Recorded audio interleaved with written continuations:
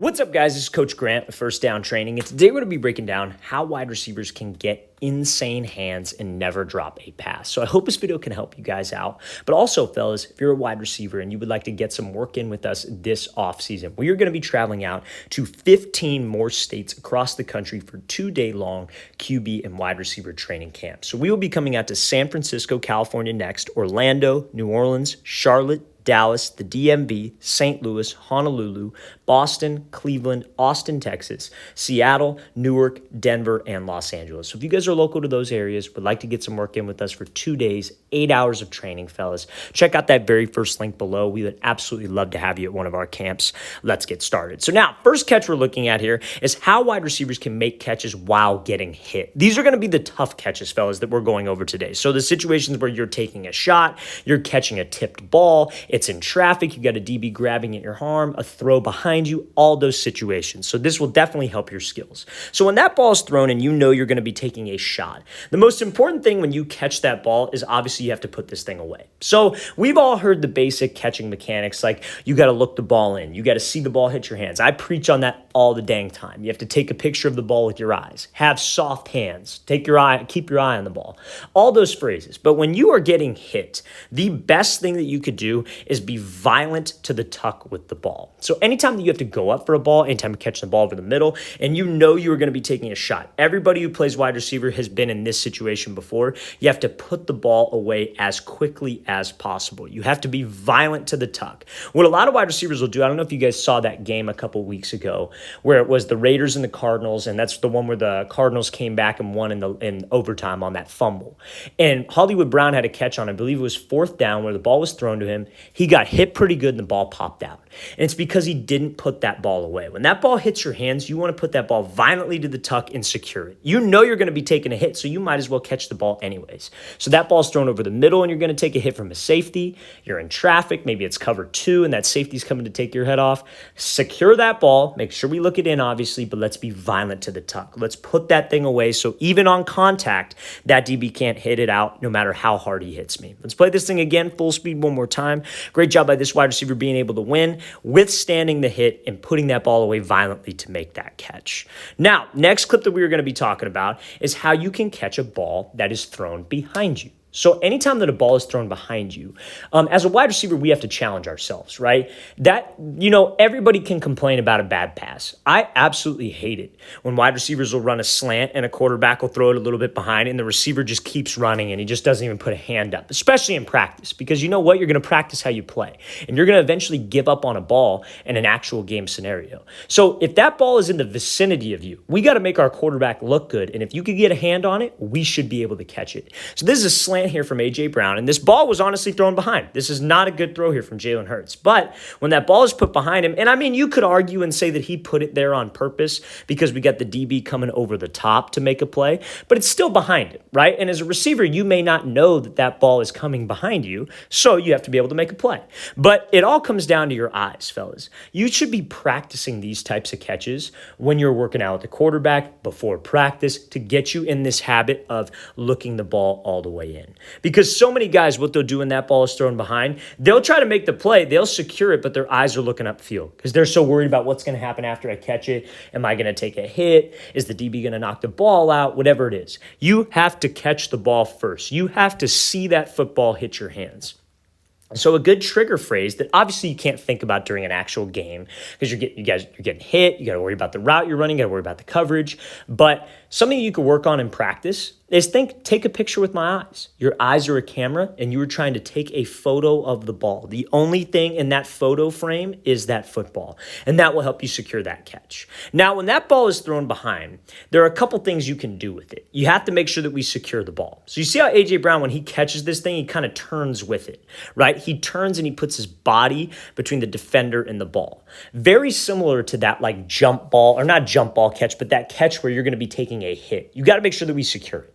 So when he does look it in, use your body as a shield. We don't want to catch that ball behind me You see how he puts it away too also. A lot of wide receivers, what they'll do, they'll catch that ball behind him, and then when they go to turn up field, they leave the ball out like this. They'll land, and that ball is still not tucked. Guess what that DB is going to do? He's going to put his hands right through the middle of your hands and try the best he can to knock that ball out. So same idea. You have to almost turn with every catch that is behind you and put that ball away violently. Secure that catch so when that DB does make contact or we do fall to the ground, we're able to hold on to it and we can actually make a play. That's a great job there by A.J. Brown, showcasing how to catch a ball that is thrown behind you.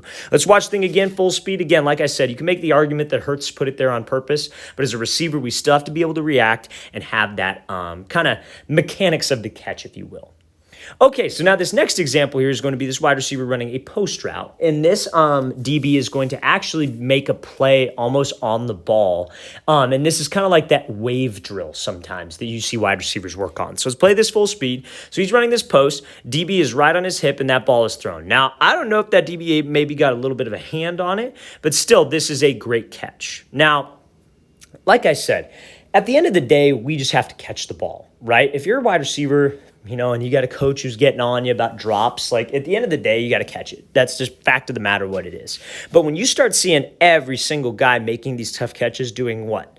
Looking that thing in and catching that ball in that picture frame, maybe that's something we should try to add to our game. I say this with quarterbacks a lot. Like every quarterback throws the ball differently. Everybody's got a different body type. Everybody's got a different way of doing things.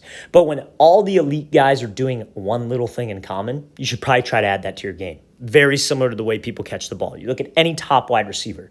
The only thing in their line of vision is that football, but this is from countless numbers of practice reps, fellas. I'll bet everything that I have that they are not thinking about that photo frame catch in a live game situation. So now, when that ball is thrown and you see how this DB almost gets a hand on it, it is so, so important that you have that concentration, that this DB does not bother you. A drill that you can maybe work on this is have a quarterback throw you the ball and have another receiver, have your friend, whoever, just stand in front of you and wave his hands. Wave his hands is almost some sort of a distraction before that ball hits your hands. Don't have him hit the ball, obviously, but just something to focus on you tracking the ball and not worrying about anything else. When you key in on that ball, it should be like a magnet. Your eyes cannot get drawn from anything but that ball until we catch it and until we put that thing away. That is textbook right there with this catch in traffic, with a guy diving, guy in your face, maybe even a guy grabbing at your arm. Let's play this full speed one more time. Great job finishing on this catch and great job putting that thing away. All right, so now next example here. This is going to be a tipped pass.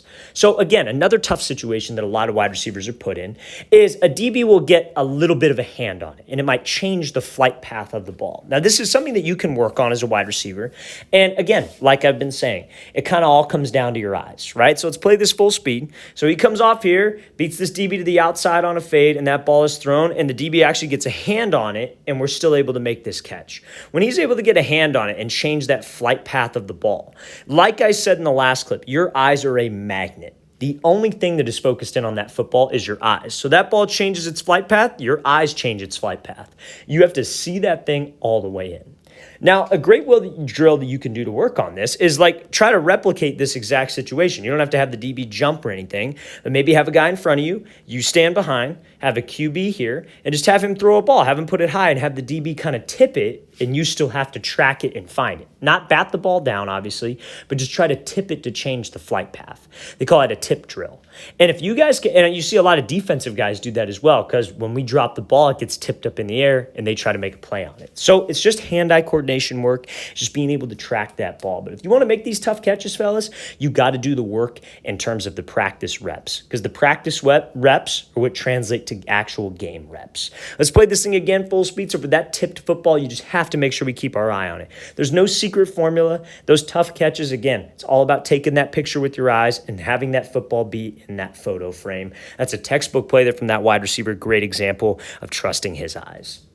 All right, fellas, I really want to thank you for watching. I really appreciate it. If you guys have any questions at all, please don't hesitate to leave those in the comment section below. Always appreciate the feedback. It's always great to hear from you guys. And again, fellas, if you would like to come out to one of our 15 off-season camps, we're traveling out to 15 more cities across the U.S. Check out that very first link in the description below. We'd absolutely love to have you out to one of them. I'll see you guys next time.